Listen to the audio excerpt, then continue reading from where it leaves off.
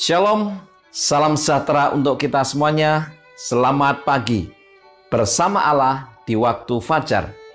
Renungan pagi kita hari ini, Rabu 7 September 2022 dengan judul Allah merindukan hati yang menyesal. Ayat inti kita terdapat di dalam Mazmur 51 ayat 19. Korban sembelihan kepada Allah ialah jiwa yang hancur, hati yang patah dan remuk tidak akan kau pandang hina, ya Allah. Saudara-saudara yang dikasihi Tuhan, pada pagi hari ini kembali saya memberikan 3 poin penting untuk kita renungkan. Poin yang pertama, semua dosa kita harus singkirkan. Jalan menuju surga tidak lebih mulus sekarang daripada saat juru selamat kita ada di dunia. Semua dosa kita harus disingkirkan. Setiap dosa kesayangan yang menghalangi kehidupan keagamaan kita harus dihentikan. Mata kanan atau tangan kanan harus dikorbankan jika itu membuat kita tersandung. Saudara-saudara yang dikasihi Tuhan, Alkitab sangat tegas dalam pernyataannya terhadap dosa. Bahkan secara simbolis dikatakan di sana, mata kanan atau tangan kanan harus dikorbankan jika itu membuat kita tersandung. Oleh sebab itu jangan ada dosa yang disimpan, apalagi dosa yang kita sayang-sayang. Semua dosa harus kita singkirkan. Dan bagaimana caranya? Tidak lain, tidak bukan, kita bawa kepada Sang Juru Selamat kita, Yesus Kristus. Kutipan berikutnya adalah, apakah kita bersedia berpisah dengan kebenaran diri sendiri? Apakah kita bersedia melepaskan sahabat duniawi pilihan kita? Setiap hubungan yang kita bentuk memberikan pengaruh pada kita. Nah, di sini juga dijelaskan bahwa apapun yang kita kerjakan selalu ada dampaknya. Apakah dampaknya negatif atau apakah positif?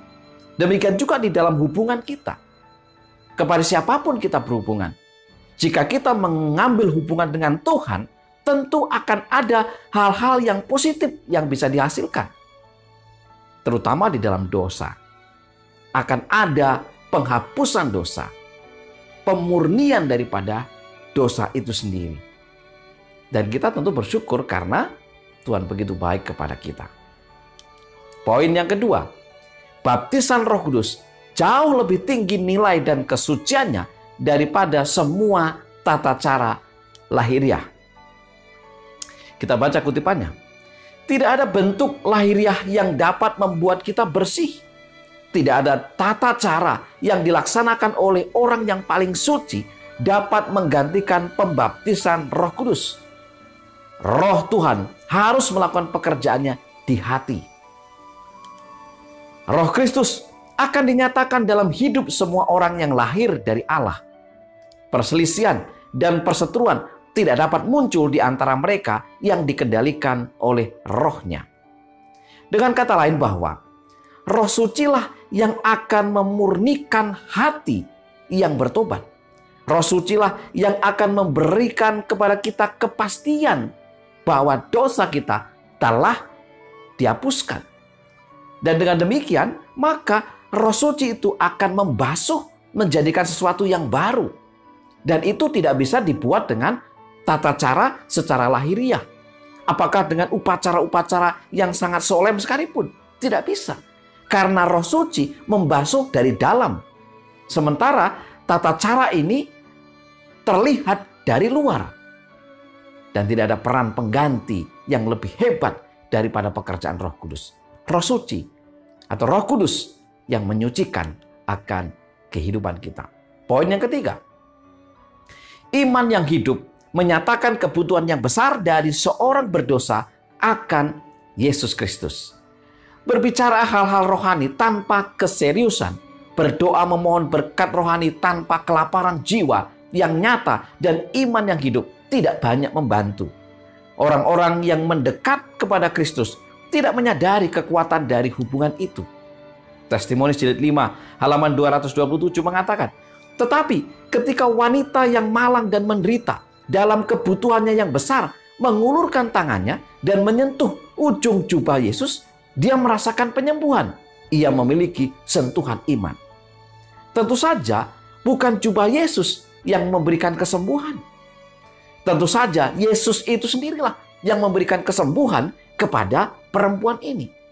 Tetapi kenapa perempuan ini begitu kuat akan imannya dan kepercayaannya bahwa ia akan sembuh jika ia menyentuh akan jubah daripada Yesus? Karena ia percaya bahwa Yesus akan menyembuhkannya. Bahwa kebutuhan terbesarnya adalah ia disembuhkan. Dan benar, setiap jiwa yang datang kepada Yesus dengan kebutuhan yang sangat mendasar, dengan perasaan yang menderita, malang, berdosa, maka Yesus akan memberikan mujizatnya. Dan mujizat terbesar itu adalah pengampunan dosa. 3 poin utama kita hari ini. Semua dosa kita harus disingkirkan. Jangan biarkan ada dosa yang tinggal di dalam kehidupan kita. Apalagi ada dosa kesayangan. Hapuskan, singkirkan, bawa itu kepada Yesus. Yang kedua, pembaptisan Roh Kudus jauh lebih tinggi nilai dan kesuciannya daripada semua tata cara lahiriah. Karena Roh Kudus menyucikan kita dari hati, dari dalam. Sementara tata cara ini hanyalah tampak dari luar. Yang ketiga, iman yang hidup menyatakan kebutuhan yang besar dari seorang berdosa akan Yesus Kristus. Yesuslah jawaban dari kebutuhan kita. Jawaban dari setiap dosa yang harus kita bereskan. Hari ini, biarlah kita menyerahkan seluruh kehidupan kita kepada Yesus. Dengan sukarela, maka Ia akan menolong kita, membantu kita, membebaskan kita dari dosa itu. Mari kita tunduk kepala dan berdoa. Terima kasih ya Tuhan untuk berkat-Mu pagi ini. Firman-Mu sangat meneguhkan hati dan pikiran kami. Tuntun kami sepanjang hari ini, agar kiranya kami dimampukan melawan kuasa kejahatan, membereskan akan dosa, dan tidak menyimpan akan dosa-dosa itu. Kami serahkan sepenuhnya ke dalam tangan kuasa-Mu. Tuhanlah yang menolong kami. Ampunilah pelanggaran dosa kami. Dalam nama Yesus kami berdoa. Amin. Selamat beraktivitas bersama Allah di waktu fajar. Tuhan memberkati kita.